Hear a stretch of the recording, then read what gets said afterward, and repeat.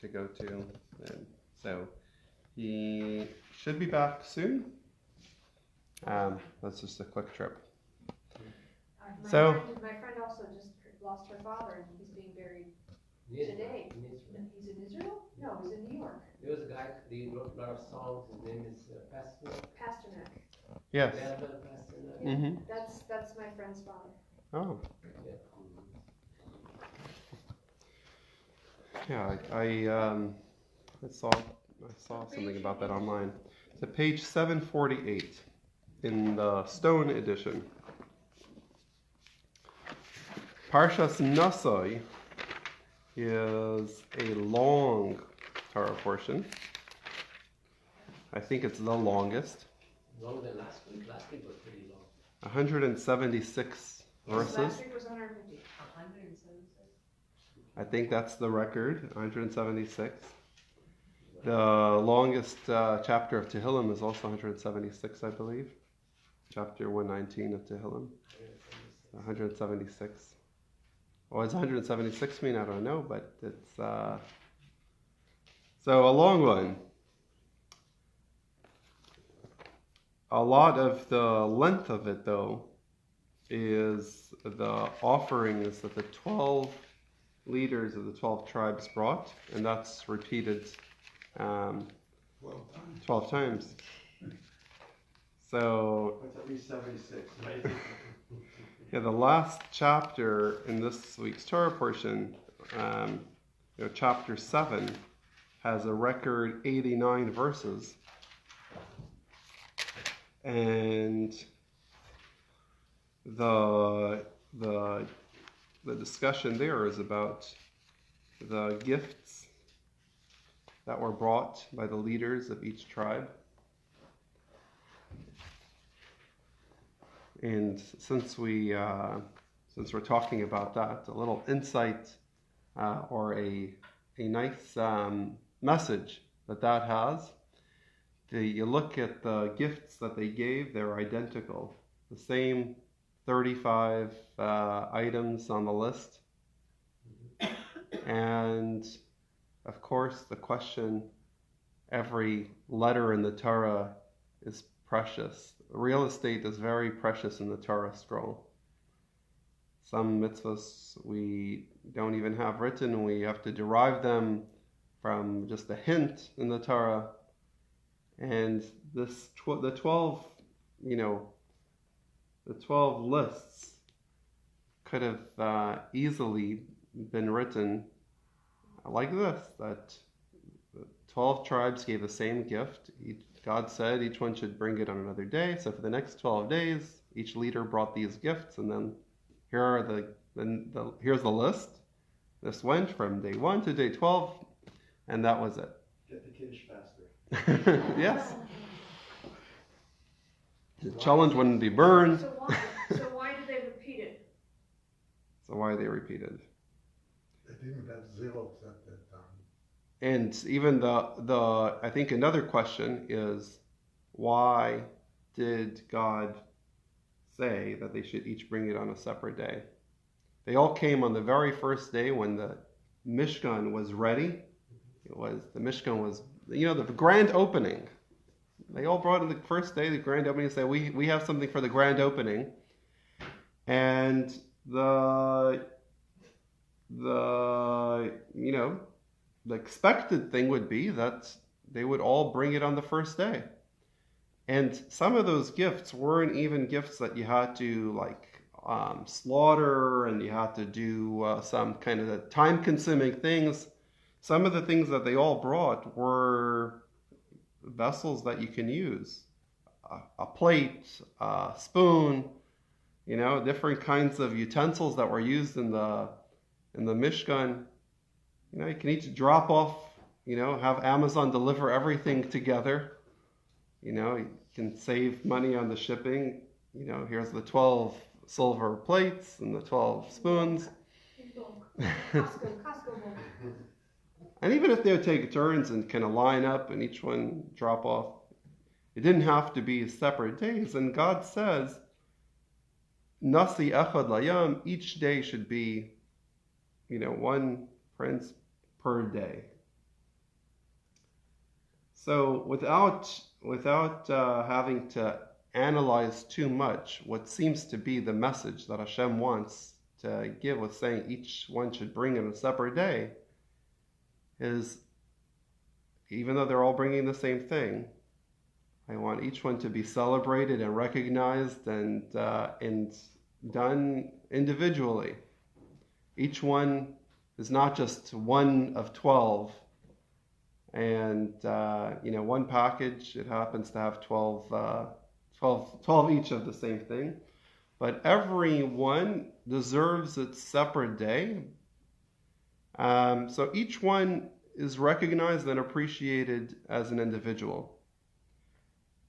And the truth is that perhaps that's why the Torah lists them all separately, just as they were instructed to bring it each in a separate day.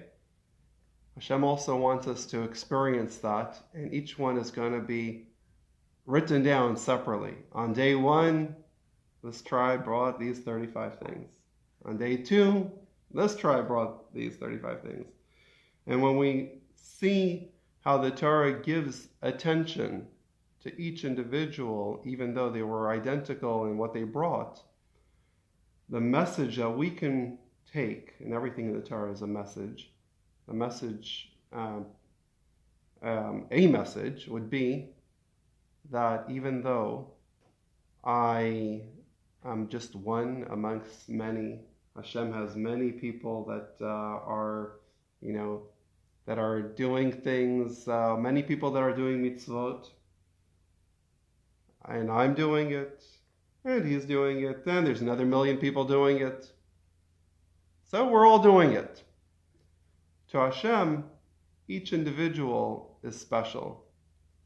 And I'm doing the mitzvah, it's special.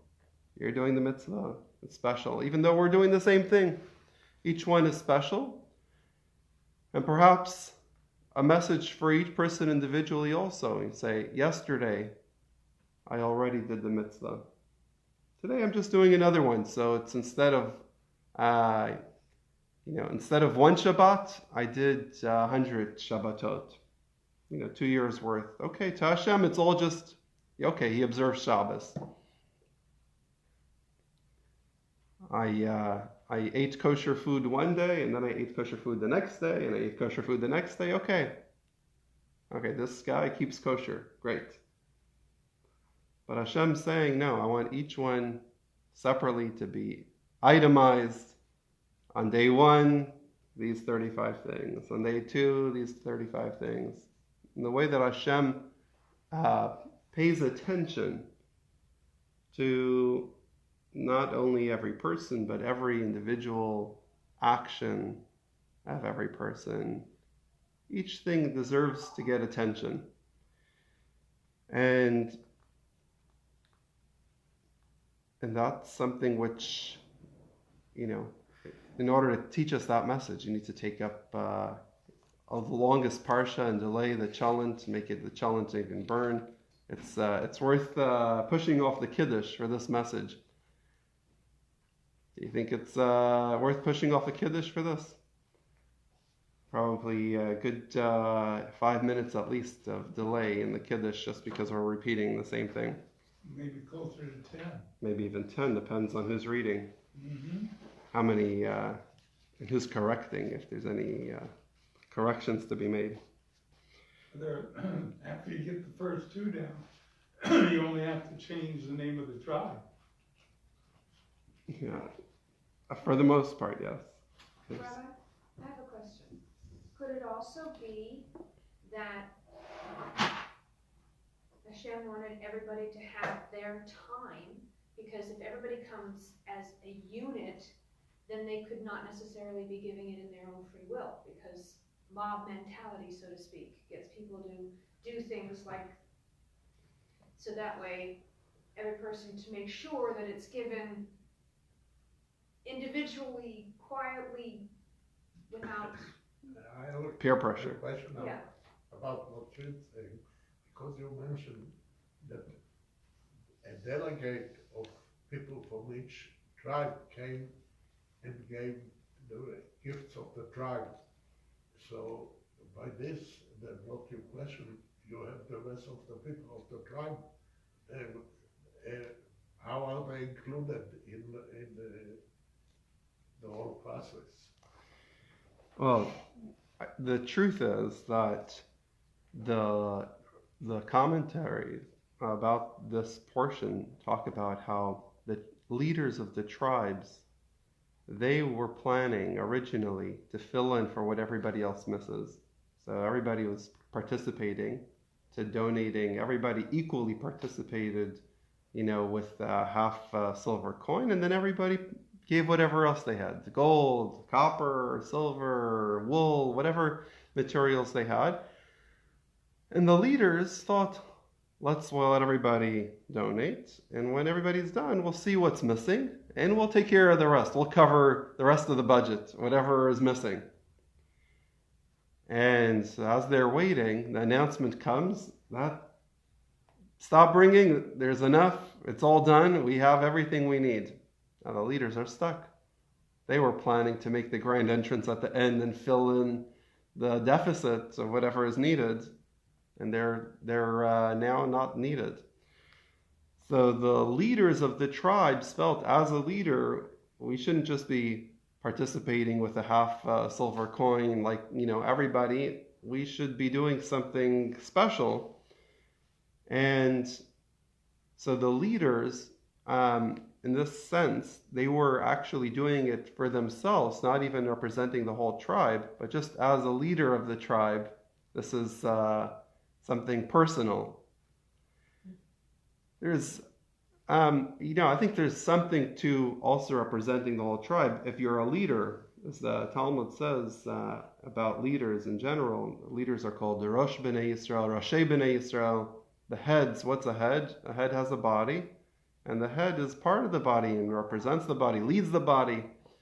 So these leaders of each tribe weren't just individuals, but the leader is the tribe. The tribe is the leader. It's they represent the whole tribe. Something very interesting also is that they all gave the same thing. They didn't choose to be outdoing each other and thinking of more creative gifts than the other one.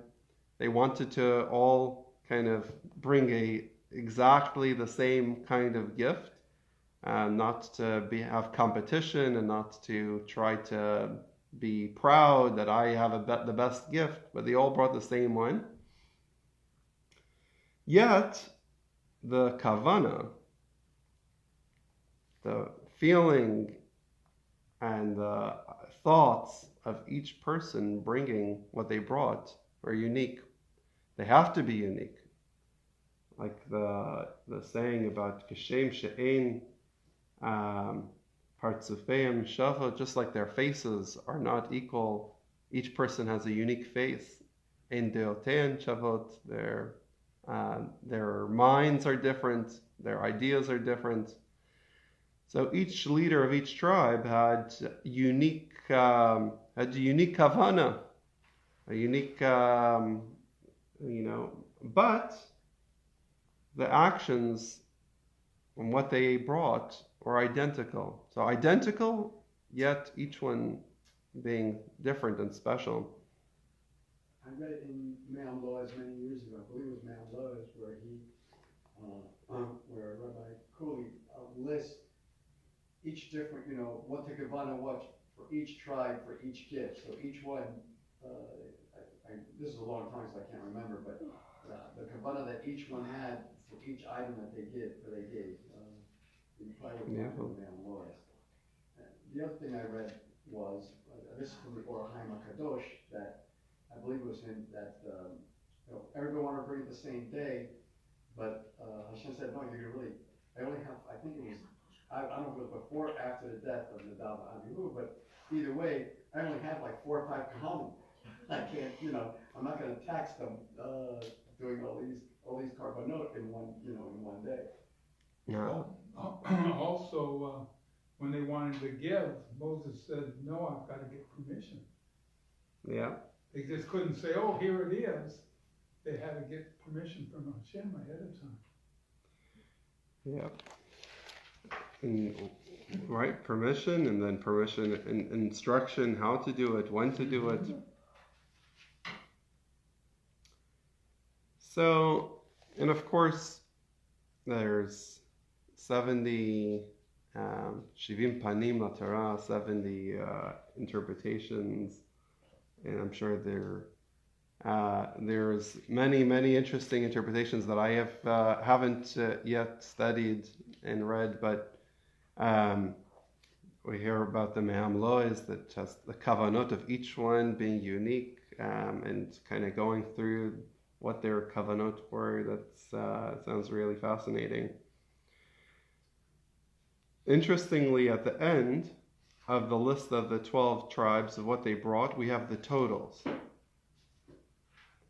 And the question, again, is we can count ourselves and we can figure out what the total is. Why does the Torah need to give us the number of what the total is? To prove that it's all equal. To prove that every tribe was equal in what they gave and therefore stand at the same level as all the others.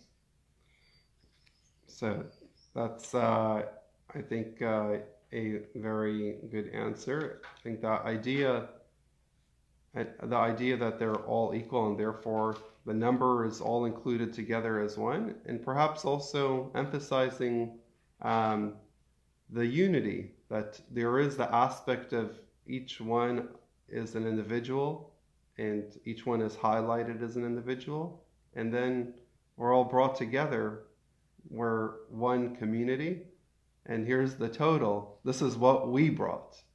This is all of us together. So not to overemphasize the individual, also balancing it with emphasizing the importance of being together and being united. So the longest parsha, this is at the end of the parsha.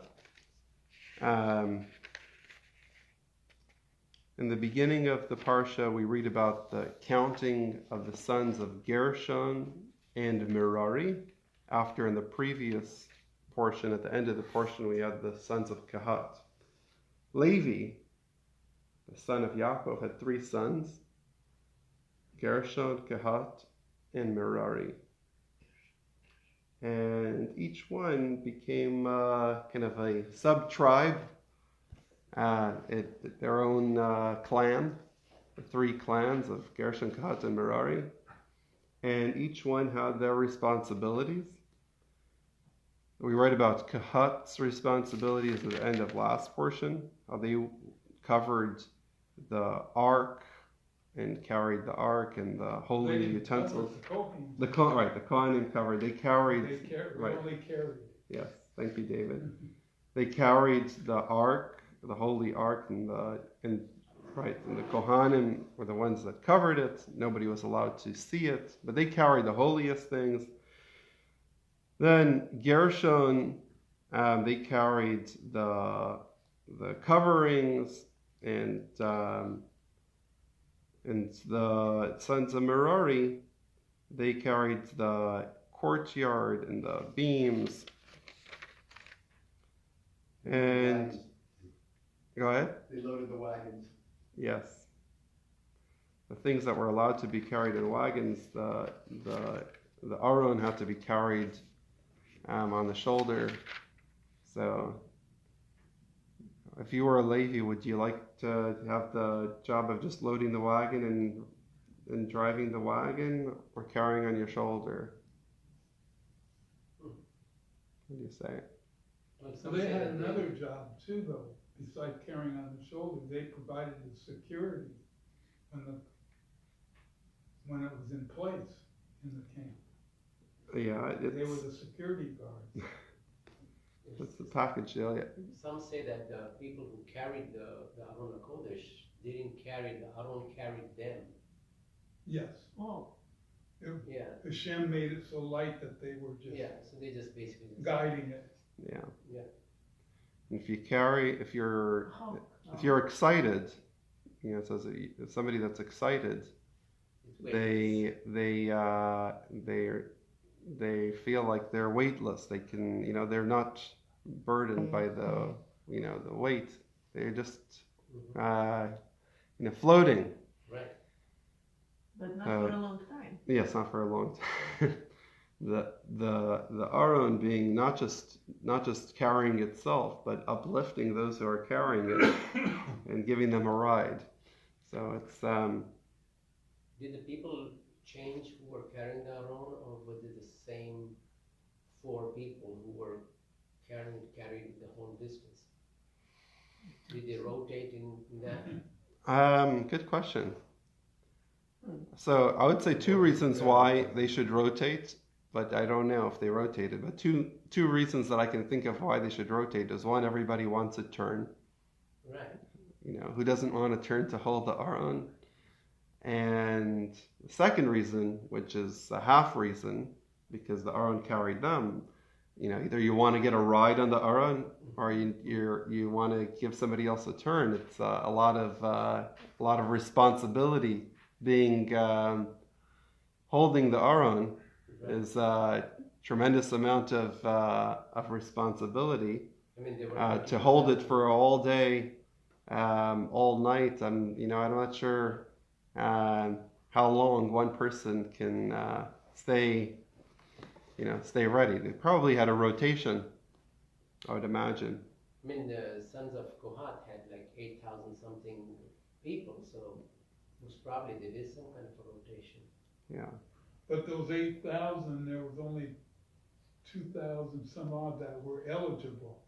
Right, They had to they be counted between everybody. the age of 20 and 50. 20 and 50, right. Mm-hmm. I thought it was 30. 30 and 50, yeah. 30 and 50. 30 and 50. 30 and 50. So, yeah, I think there was still, even though it was less than 8,000, it was still, at least, More than 4. at least more than 4, Yes. probably more than 400, maybe 4,000, but you needed to take turns. And, Now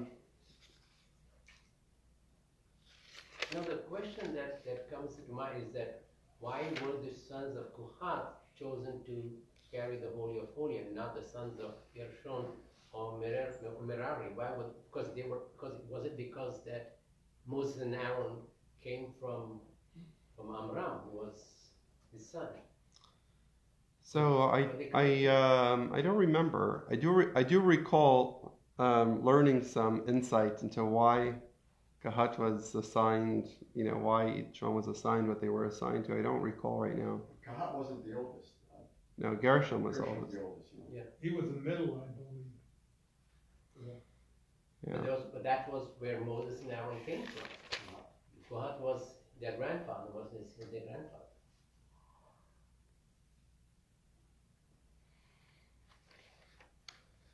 He was the One. grandfather of Moses.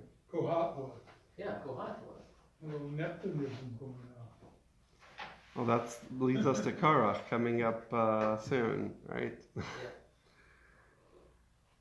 Korach had some complaints. He thought that this was all Moshe's personal feelings. But something that that I saw about why Kahat was listed first and why in the end of the previous portion, and here we start with Gershon. It seems to be broken up in not the right place. I mean, the Torah portion's long enough already, but it would seem like the instructions for counting the tribe of, the family of Kahat belongs together with Gershon and Merari. So from the beginning of chapter 4, on page 744, where we're introduced to counting Kahat and what their jobs were, that should come together with this portion. And if we were worried about making it too long, then we could put Gershon and Merari together with the previous portion. But it seems to be, doesn't seem to be the right place to cut the Torah portion. So I read something, some explanation that the Rabbi gave about this, that Kahat, their job was carrying, the main thing that they were carrying was the Aron with the Torah, carrying the Luchot, the tablets, carrying the Torah. And Merari and Gershom, they were carrying the casing that was kind of the structure that would hold it, the main part of the Mishkan, the structure, the beams, the curtains, the covers that would be kind of the supporting part, the physical. And the first one that's mentioned is Kehat, because that's the spiritual, the Torah, the representing Torah study. That's the Ruchnius, right? The spiritual, and the study of Torah, which is the highest level. Gershon and Merari represent the actions, as opposed to the study of Torah and the spiritual engagement, the physical performance of the mitzvot, of the commandments. And the Torah portion starts off with Gershon and Merari, the message being the practical performance of the mitzvahs is the goal, and it's what our mission is, to affect the world, to change the world, to elevate the physical.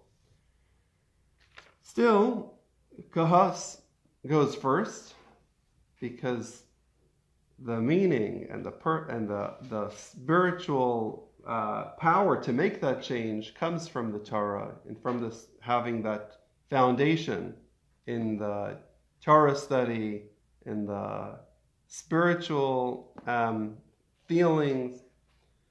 So on the one hand, the Torah, the job of Kahas, carrying the tablets, that's something which is supposed to come first. So we have that first. But we start Gershon, Merari, chapter 5, the bottom, page 750. We read about keeping the camp holy and recognizing that God's presence is resting in the camp, and therefore anybody who's ritually unclean should step out of the camp, and giving remembering that our camps should be kept holy because Hashem is resting with us.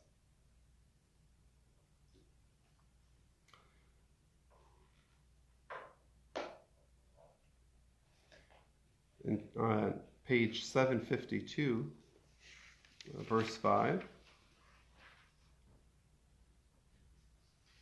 we have some laws about theft,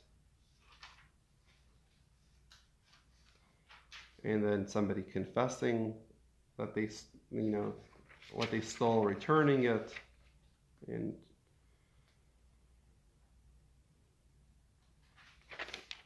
the very interesting portion really comes at the bottom of page 752, the portion of the Sota,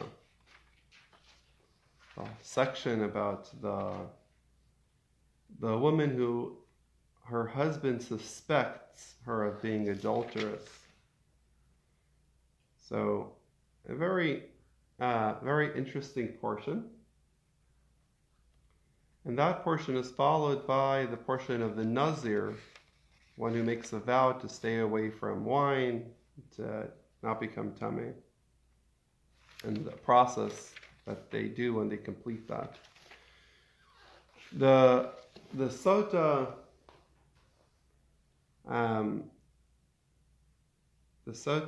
is a very interesting portion in the Torah, and our sages say, commenting on the word sota, say that the word sota, or the way that the sota is introduced, in verse 12, Daber el bnei Yisrael v'amarta lehem ish ish ki tiste ishto.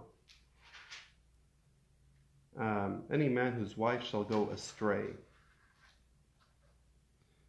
And Rashi comments, and our sages explain about the word sota, that this is related to the word for shtus or shtut, silliness, foolishness. And our sages say that a person doesn't commit a sin, but only if a spirit of foolishness enters them. Silliness, we're not thinking straight. We are not thinking rationally and logically. A person's overcome with a spirit of shtus, of foolishness. So, Where is the word sota in the Hulu? I don't see any translation. I don't see the word sota.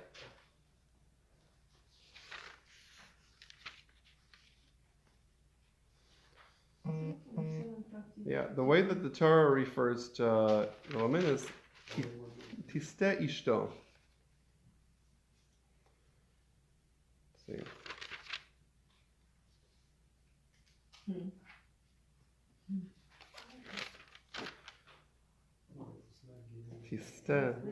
Tiste. Yeah. The word tiste is like shota. You're going off of the rational path to the silliness.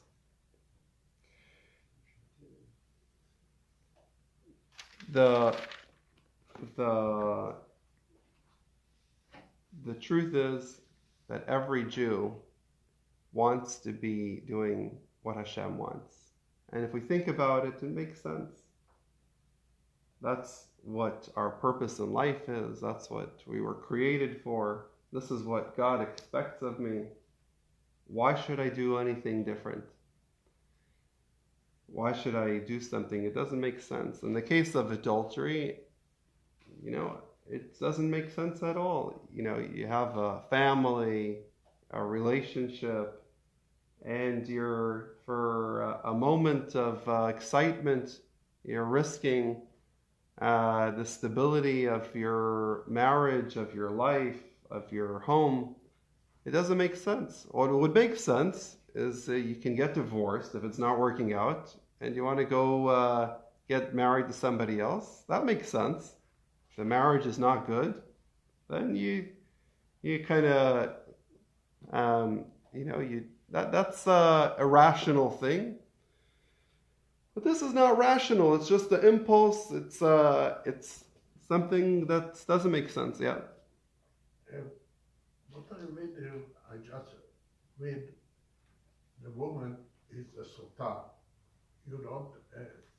It doesn't speak of a Baal, a husband who is sote.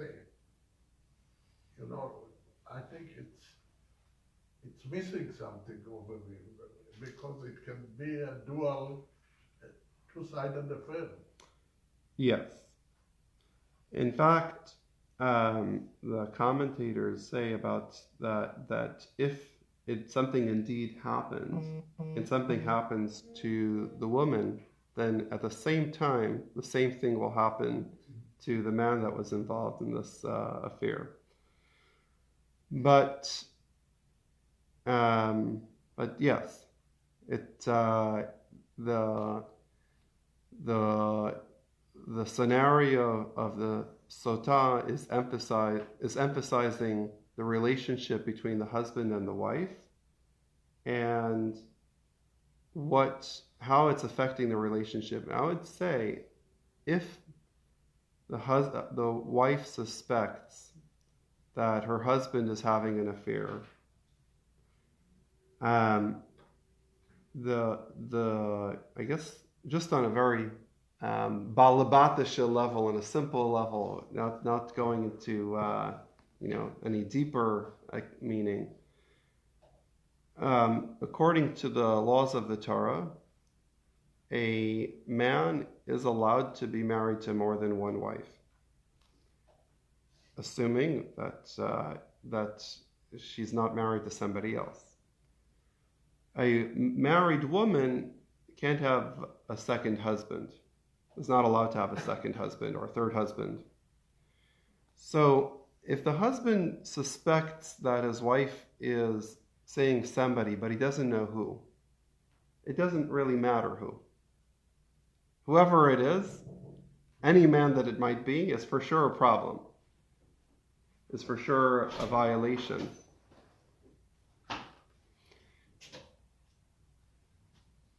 So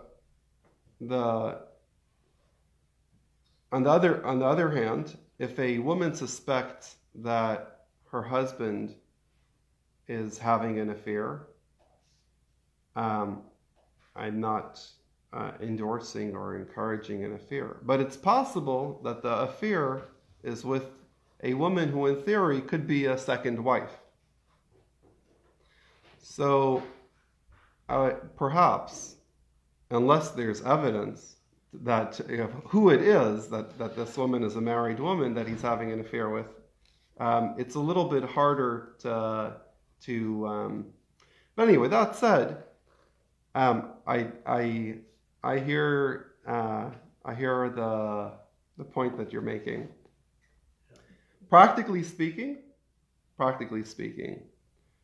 the message of the sota is to help the relationship and to rebuild the relationship.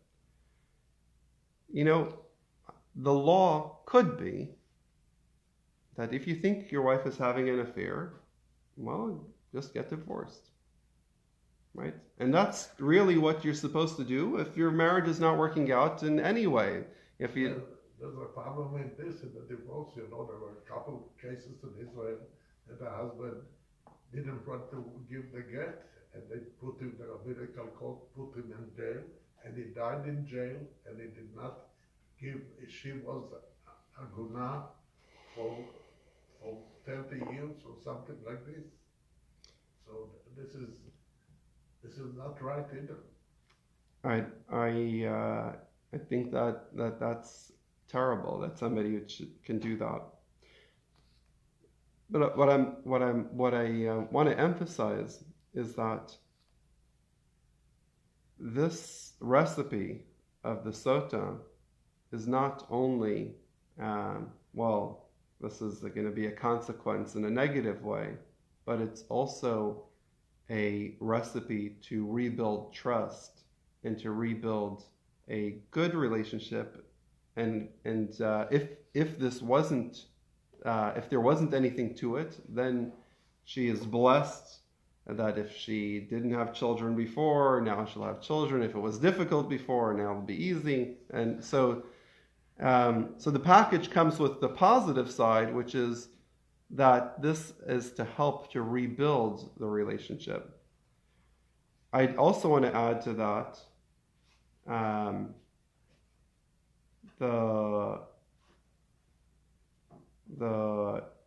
in the case of the sota, Hashem says, you should write this portion down on parchment and then erase it, scratch off this portion into the water, and then she drinks the water.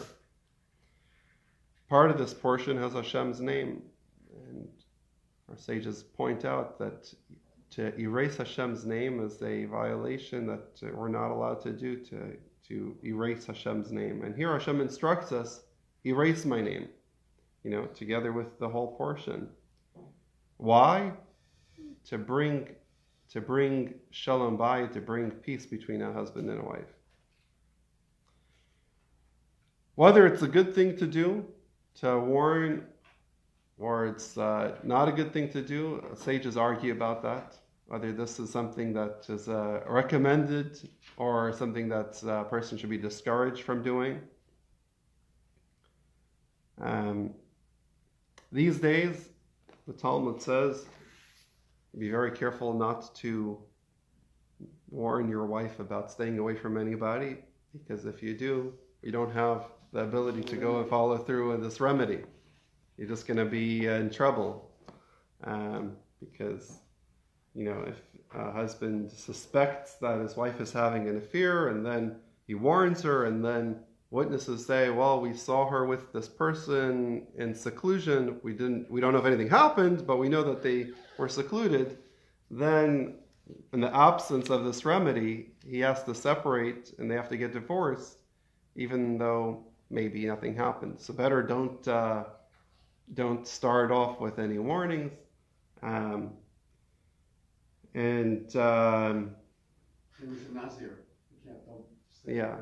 and that's the next portion about a Nazir.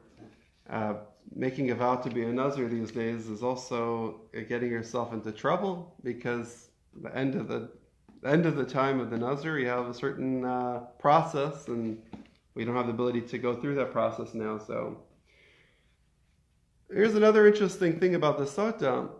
As when Mashiach comes, all of the mitzvahs will be, the temple will be rebuilt, and we'll have the opportunity to fulfill all the mitzvahs.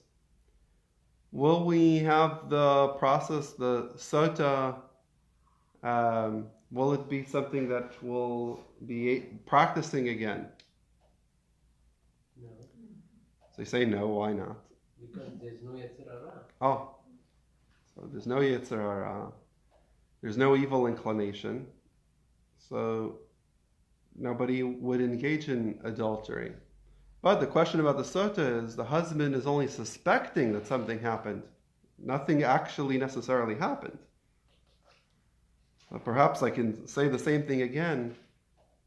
To suspect somebody to be doing something wrong is also, according to the opinion that says this is not a holy thing, this is a problem, that you're suspecting somebody without proof. But in that, Isn't So then maybe that will be gone too. If it's a holy thing, then maybe... But isn't suspecting also evil inclination?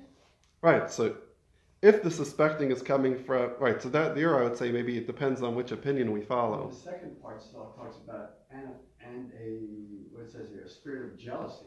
Mm-hmm. There's not going to be any jealousy. Yeah. So you're not going to really have a second part. but And in the another, jealousy itself is evil inclination. Yeah. That's her up. but in another case, by him suspecting, she's going to have easy childbirth and a lot of children. So he is really helping her at that time.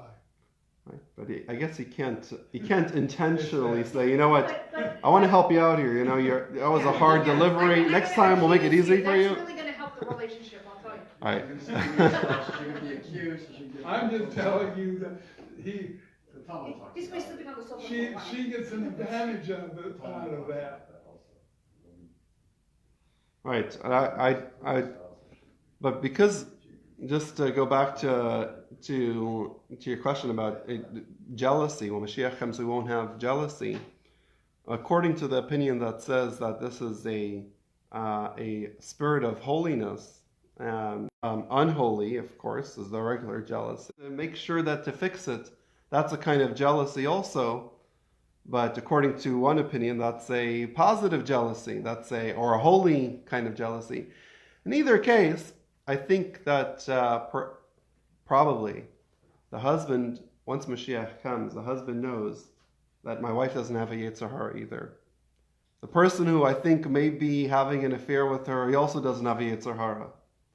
So there's no reason for me to have any suspicion that there's anything wrong going on, because if the Yetzer Hara is gone from everybody, there's for sure nothing going on. For sure there's no problem here. So let's say when Mashiach comes and the Yetzer Hara is already gone, I don't think that we'll have, that... The story in the Talmud that at some point in I think it was after the Second Temple, that the the sages were able to cancel the Yetzer Hara, and then the chickens stopped giving eggs. So the question is, when the Messiah comes, will we have chickens giving eggs? Just chickens. So I think that leads us to the Nazir discussion. Okay. Question is alcohol bad or good? That's how it's used. Good in moderation. We are commanded to drink wine and eat meat on Friday night. It's a good thing. Yain ismach le'enosh. Yeah. And the bushal. No, not all mevushal. It doesn't have to be mevushal. Only if you keep Shabbat you can have mevushal. You can have no mevushal. Sorry. So in chapter 6, the Nazir is introduced as an optional thing that a person decides to make that promise that they're going to be a Nazir.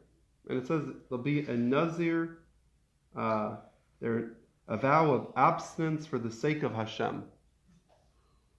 So, and then it goes on, they shouldn't drink wine, right? And together with not cutting the hair and not becoming tameh. It sounds like being a Nazir is a voluntary upgrade that a person says, I want to be holier. Wine is kosher.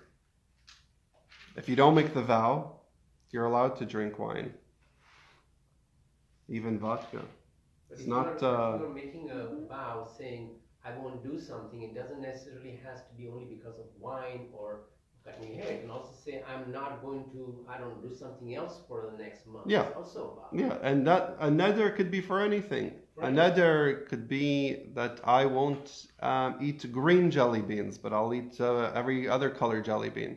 You know, a nether could be some random thing that a person promises. It could be to do, to not to do. The Nazir is very specific kind of promise to be a Nazir. It involves these three things of abstinence from wine, from cutting the hair, and from becoming tameh. And this specific set of things is called a Nazir. If you make a vow to not eat any sugar, it might be a good vow. It's not specifically, it doesn't have a name specifically what kind of vow that is. And no rules entailed in that one, such as like Yeah. hair grow and all the other, and doing sacrifices at the end.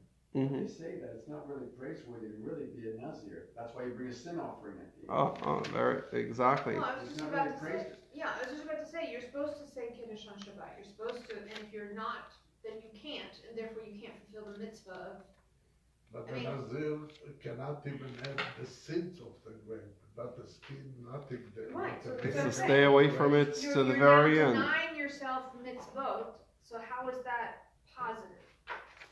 Yeah, and after the Nazir is done with his time, it says he has to bring a sin offering, and our sages say, what's the sin? He did a great thing. Where's the sin over here? So some of the sages comment and say he deprived himself from permissible things which he could have enjoyed, and he deprived himself, and that's the sin. And that's a very interesting idea that depriving yourself is a sin. Depriving yourself, we say in the beginning, being a Nazir is being a Nazir to Hashem. And at the end, he brings a sin offering. And then after he's done with being a Nazir, it says, and afterwards he should drink Achar Yishta Nazir Yayin. Even if you don't understand it as a commandment that he has to make Kiddush as soon as he's done and drink a cup of wine, he's allowed to drink wine, but emphasizing that he goes back to wine. So, and besides, if wine is good. If it's not good, then it shouldn't be kosher. What's this business of it's a thing that you can become a Nazir and then it's not, you're not allowed to have it, and then when you're done, you can have it again. When he drinks the wine, like you mentioned, he is also shaving his head. Yeah. He's cutting his head. Yeah. Yeah. So he cuts his hair and he brings the offering and a sin offering, and then after that process, then he can drink wine. So what's going on? Is it a good thing or a bad thing? And I guess the question about the chickens. You said that the chickens stopped laying eggs and stopped reproducing. What's the deal with these permissible things that you don't have to, but you know there's something wrong with depriving yourself, but on the other hand, can be something good about it. It's not himself. Chicken lay eggs to have young chicken to produce. It's like telling the Jews they cannot have children. Yes. And, So to reproduce is for sure a important, holy pursuit. To lay eggs, that's there's no question that's an important thing. Drinking wine, you can get by without drinking wine also. But doesn't wine gladden the heart, we read? And by giving up wine, you're giving up that gladness in you for those X number, 30 plus days, whatever you serve. So this is really where I wanted to go with this. Just to wrap up, on Tuesday nights, David will tell you we have another class, Tanya class. We just finished a chapter in the Tanya that talks about the permissible things. Wine is something that's permissible. You don't have to drink it. You're allowed to. So what's the status? Is it a good thing or a bad thing? And the truth is, the way that the Alter Rebbe explains it in Tanya, is that everything that's permissible but is not a mitzvah, and is also not a prohibition, this neutral area is an area that it's permissible and we're supposed to engage with it and use it for the purpose of using it in our service of Hashem. It's supposed to help us in our, and wine included. Wine, like David said, wine gladdens the heart. You can drink wine for Kiddush, and it can be a mitzvah, and you can get drunk like Lot, or like Noach after the flood, and it can lead to trouble. The permissible things, if they are used with the intention of this is going to help me in serving Hashem, then that becomes holy. And not using it is a sin. A sin, chet, the root of the word chet, a sin, is that you're missing something. If you could be elevating the wine and you're not, then you're missing out. There's something that you could have elevated in the world and you left it. Our mission, our soul's mission in the world, is to elevate ourselves and elevate the world. And everything that's permissible means it could be elevated to holiness. If we use it in our service of Hashem and elevate it, then that's a mitzvah, and that's something that we've turned into being part of a mitzvah. For example, the example that's given in the Tanya from the Talmud about the sage who he said that until I have a steak, I can't really get to the bottom of the Torah discussion. The meat makes my mind to be open, that I can better grasp the ideas of the Torah.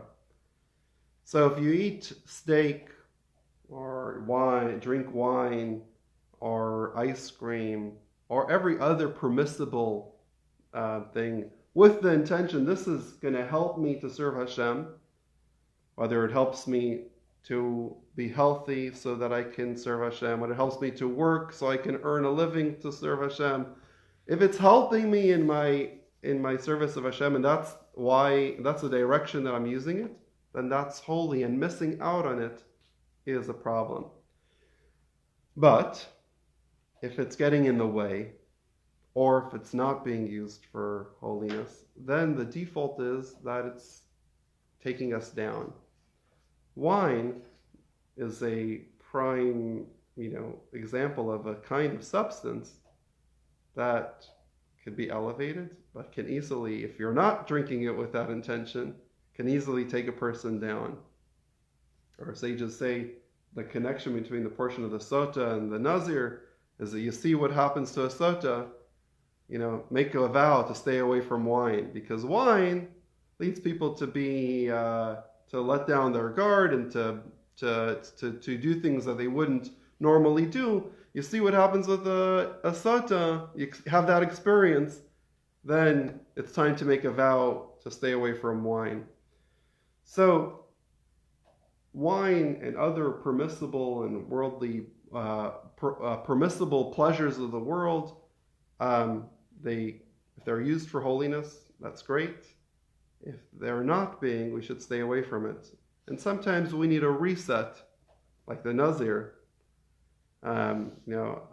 If I want to use everything in the service of Hashem, but right now I'm just indulging in everything for my own pleasure, so having a period of time that I stay away from it, say, okay, now I'm kind of resetting myself. I'm going to stop having wine just because I'm an alcoholic.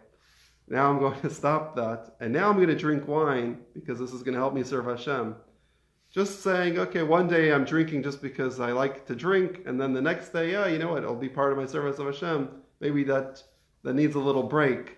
You say, establish, why am I really drinking the wine here? Is it about serving Hashem, or is it just because I like to drink wine?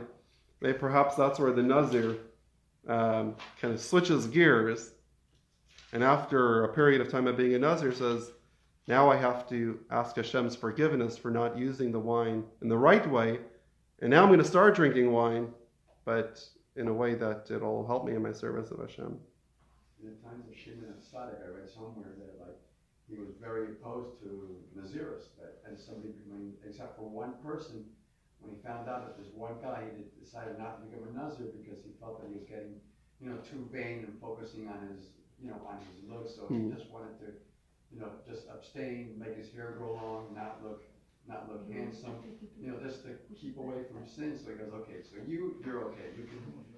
I approve your Naziris. Everybody else, no, I don't approve. Right.